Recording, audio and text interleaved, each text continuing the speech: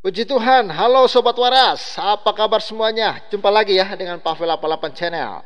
Salam sejahtera untuk kita semua dan salam waras. Yesuslah Tuhan dan Juru Selamat. Percayalah kepadanya supaya engkau tidak binasa karena segala dosa-dosamu. Hanya Yesus yang sanggup membebaskan Anda dari dosa, kutuk dan maut, membebaskan Anda dari api neraka yang menyala-nyala dan memberikan kepada Anda surga yang kekal. Ya, hidup kekal. Dan hidup kekal itu hanya ada di dalam Yesus Kristus, anak Allah yang tunggal itu. Ya, segeralah bertobat Sobat Waras. Oke, kali ini kita akan bahas sebuah video reaction, pernyataan seorang ustadz. Ternyata dia adalah ex ya, JAD ya, akses ya, organisasi teroris. Dia membeberkan kenapa umat Islam itu begitu benci sama umat Kristen di Indonesia ini. Ya, ada beberapa alasan yang dia sampaikan. Ya, bagaimana alasannya langsung saja kita simak. Dan jangan lupa dukung terus Pavel 88 Channel dan dukung juga ya pembangunan rumah ibadah kami. Sudah bisa salurkan lewat rekening BRI 52 000 1045 736 532. Dan puji Tuhan, saat ini pembangunan gereja hari Senin ini rencana sudah akan mulai dikerjakan oleh tukang ya, dan tentu membutuhkan banyak biaya. Sobat Waras, dukung kami dan Tuhan Yesus memberkati ya. Kita coba simak video ini langsung aja. Saya share lagi-lagi, saya ingatkan, mohon maaf videonya saya perkecil karena kejadian video Pavel dihapus ya oleh channel Islam karena saya mereaksi video dia. Padahal video cuman satu menit pun nggak sampai ya. Karena ada video dia di saya, akhirnya dia minta YouTube untuk menghapus ya. Makanya saya memperkecil video ini supaya kita tidak dideteksi oleh pihak YouTube sehingga tidak dihapus lagi. Karena kalau satu kali lagi video saya dihapus, maka Pavel bisa lenyap ya, bisa lenyap dari dunia per-YouTubean ya. Oke, bantu viralkan ini sobat, kita dengar ya pernyataan dia ya. Nah, yang ketiga menurut saya menjadi penting adalah kenapa banyak orang Islam yang masih tidak bisa menerima kekristenan dan menganggap kekristenan itu sebagai musuh. Nah, mengapa umat Islam belum bisa menerima kekristenan dan menganggap kekristenan itu musuh ya? Ini dimuat oleh Purnawan Kristanto ya. Mengapa Islam membenci Kristen? Pengakuan koordinator JID ya. Nah, kita lihat videonya. Meskipun sama-sama mencintai dan mengimani Yesus ya. Tapi bedanya gini Pak Ustadz ya, Islam hanya mengimani Yesus sebagai nabi. Beda. Kalau kami Kristen beriman ya kepada Yesus. Yesus itu adalah firman Allah ya, yang telah menjadi manusia dan mati untuk dosa manusia dan bangkit dari kematian ya, hidup kembali dan naik ke surga, menyediakan tempat bagi kami yang percaya kepada Kristus. Jadi kami percaya Yesus bukan hanya sebagai nabi, tapi dia adalah nabi yang sempurna, imam yang sempurna, dan dia adalah juru selamat ya, Allah itu sendiri ya. Jadi perbedaan iman kita ya. Di kami itu, ibu bapak sekalian, masih ingat rukun iman kita tuh? Di rukun iman kami, kalau di ibu bapak itu. Ya, jadi ceritanya Ustadz ini lagi berbicara di dalam gereja ya. Mungkin ada undangan untuk mengajarkan Islamologi atau sosialisasi apa gitu ya di dalam gereja ya. Itu Syahadat 12 lah. Kami ini tidak dianggap sebagai orang Islam Sunni sejati kalau kami tidak mempercayai Nabi dan para Rasul sebelum Nabi Muhammad. Yang termasuk kami imani juga itu adalah Isa, Yesus, Musa. Ya, tapi sayangnya ya banyak sekali umat Islam yang begitu membenci Yesus. Padahal iman mereka secara Islami tidak akan sah kalau mereka tidak beriman kepada Yesus ya. Dan yang herannya ya banyak juga orang Islam seperti Nandar yang terus menghina-hina ya Yesus. Katanya Yesus menikah, Yesus punya anak, kayak bla bla lah. Ya padahal sebenarnya jelas-jelas kronologi Isa dan Yesus itu berbeda. Lahirnya berbeda, ya, dan tempatnya berbeda, dan tentu ya Yesus dan Isa itu berbeda sebenarnya secara pribadi, ya, tetapi secara kalimat sebenarnya sama saja, ya. Ya, bahasa Arabnya Isa, bahasa Indonesianya Yesus, ya. Ibrahim dan lain sebagainya itu masuk menjadi kepercayaan kami. Nah, kenapa kemudian kami yang jelas-jelas secara teologi itu meyakini Yesus itu sebagai bagian penting dari kredo faith kami, ternyata kok sangat nggak suka dengan ini? Ada faktornya. Pertama adalah soal pewarisan memori ingatan terkait kesesatan kristologi dan ketakutan historik Indonesia. Jadi begini Bu Bapak, dulu sebelum kita merdeka, itu orang Islam itu menganggap bahwa negara Islam, negara Indonesia itu miliknya orang Islam.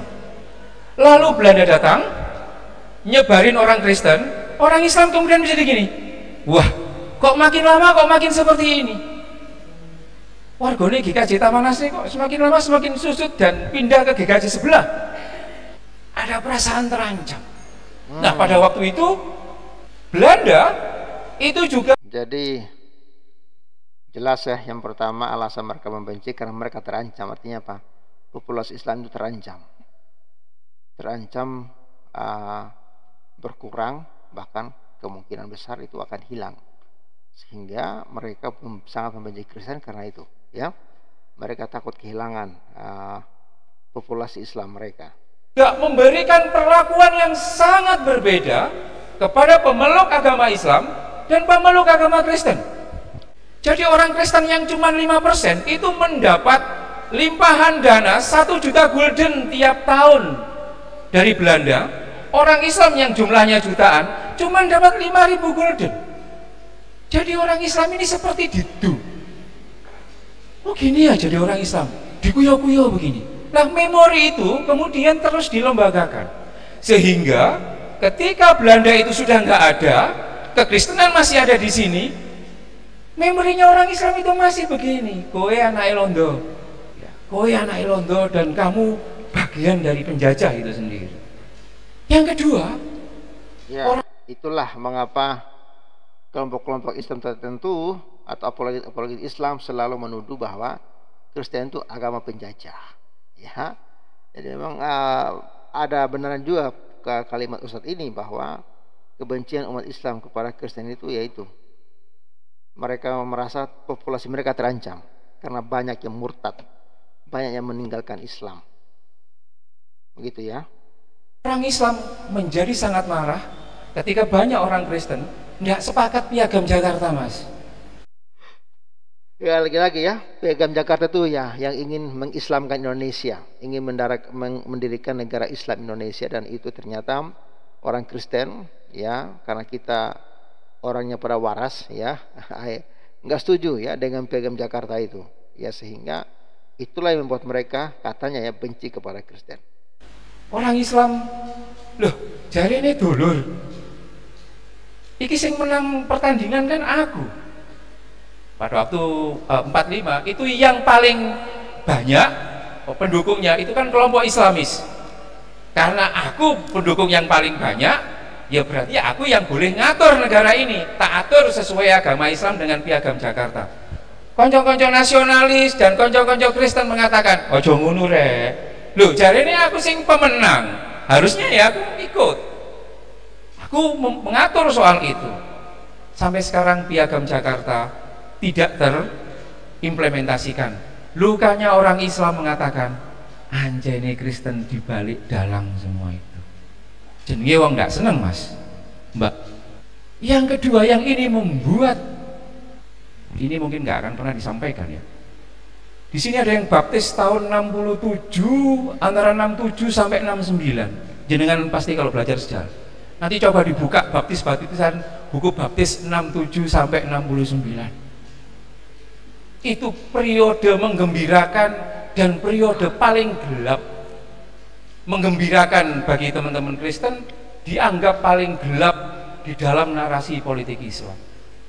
Yang tahu sejarah, pada waktu itu GKJ mendapat limpahan sangat banyak pada waktu itu. Ada sekitar 1 juta orang itu minta dibaptis selama 2 tahun itu. Salah satunya karena gara-gara peristiwa 65. Bayangkan ibu bapak, orang Islam itu kan paling gopoh kalau ada orang yang awalnya dianggap Islam terus kemudian live di TikTok, dibaptis secara live, itu kan pasti akan dilaporkan polisi itu. 1-2 orang. Ini hampir 1 juta orang itu minta dibaptis. Kiai pada waktu itu ndelo itu karo ngersolo ibu bapak. Ya Allah.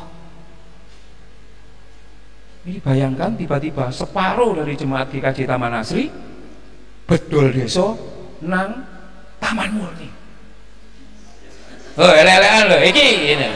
Nah, jadi alasan berikutnya yaitu ya banyaknya murtad, ya bahkan jutaan orang ya terus murtad meninggalkan Islam. Itulah yang membuat mereka gelisah ya, karena rata-rata ya hampir 90% orang yang keluar dari Islam itu pasti ke Kristen. Nggak ada tempat lain, paling Kristen ya, yang mereka masuk. Ya kan? Perasaan majelis gimana? Ya, perasaan. Ini mau separuh mak, ini 1 juta. Jadi pada waktu itu seluruh politisi Islam merasa dirinya terluka. Ancen bener sing diomongno Al-Quran bahwa orang-orang Yahudi, akhirnya dia mencari justifikasi. Benar kata di Al-Quran bahwa tidak akan rela wahai Muhammad, cari pembenaran, tidak akan rela orang walantar tu angkal Yahudi wala nasoro hatta tatabi amilatahum. Orang itu kalau marah, kalau yang marah itu pendeta, dia mesti akan cari justifikasinya di Alkitab, Bu, untuk mengatakan bahwa itu adalah benar secara biblikal. Sama dengan itu. Tuh, benar kan yang dikatakan di Al-Baqarah 225 itu? Tidak akan pernah rela wahai Muhammad sampai orang Kristen dan Yahudi itu melihat kamu dan umatmu masuk ke agama mereka. Benar itu. Jadi memang orang-orang Kristen yang ada di Indonesia itu musuh dalam selimut. Itu sebabnya orang Kristen, orang Islam sangat takut dengan kristenisasi. Ya itu ya, jadi mereka ya benci Kristen itu karena banyak yang murtad. Ya banyak sekali orang Islam yang meninggalkan Islam. Mungkin saja KTP-nya masih Islam, tapi ya hatinya sudah untuk Yesus. Jadi itulah salah satu mengapa Islam itu begitu benci. Ya, makanya mereka selalu teriak kristenisasi. Padahal sebenarnya orang Kristen itu santai aja, hanya menjadi berkat saja. Ketika orang tertarik dengan kehidupan yang menjadi berkat, ya orang akan datang kepada Yesus. Ya, begitu ya. Jadi ya jangan salahkan Kristennya, tapi itu menunjukkan bahwa banyak orang Islam yang tidak menemukan kebenaran di dalam Islam, sehingga jutaan orang meninggalkan Islam. Ya. Jadi jangan kepanasan, jangan Kristen disalahkan. Ya Mbak, oh jadi ada gereja lo ya. Ini nanti kalau difoto viral ini nanti dimarahi sama ketua PCNU. Tapi ini oke. Ini oke. Nah, saya ingin mengatakan bahwa kita di Indonesia mewarisi sejarah itu, dan sejarah itu kemudian diwariskan. Dan orang Kristen tidak pernah mau terbuka juga untuk mengatakan itu. Orang Islam akhirnya ya, kamu nggak ngomong ya berarti iya.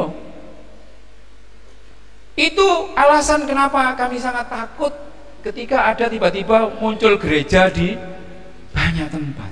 Karena apa? Ketahuan ya, itulah yang mereka takut ya ketika ada gereja yang didirikan. Makanya SKB 3 Menteri itu ya menurut saya salah satu cara mereka untuk mencekal pertumbuhan Kristen di Indonesia. Ya, bahkan orang beribadah saja mereka sudah menggunakan alasan ibadah pun harus izin. Ini kan geblek, goblok gitu loh.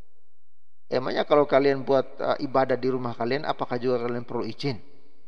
Ya kan? Jadi itulah ya, mereka mulai berusaha bagaimana caranya supaya Kristen itu dihambat. Tapi ingat, kuasa Tuhan tidak bisa dihambat. Ya, karena kami tahu Allah yang perkasa di sorga di bumi, ya Yesus Kristus. Pak kok takut itu? Ini kan negara Pancasila. Iya. Di dalam tradisi kami didoktrin bahwa selain Islam, terutama orang-orang Kristen, itu adalah bagian dari. Karena apa? Karena menurut doktrin yang ada di kami, Gusti ini sampean semuanya itu tidak esa, tapi tiga. Kami tidak pernah diajar soal Trinitarian. Kalau nggak percaya nanti sampean keluar aja di sini, ada tukang beca atau mbak-mbak penjual bubur. Tetap saja dia Islam, takon aja. Mbak, Gusti ini wong Kristen ini piro? Totoan piro? Totoan rokok gitu. Dia akan pasti ngomong 3. Bukan karena mereka nggak tahu, karena mereka nggak pernah dididik. Saya akan masuk kepada itu faktor sejarah di Indonesia. Kami pernah luka. Iya, jadi itu ya. Mereka itu terdoktrin yang salah tentang Kristen.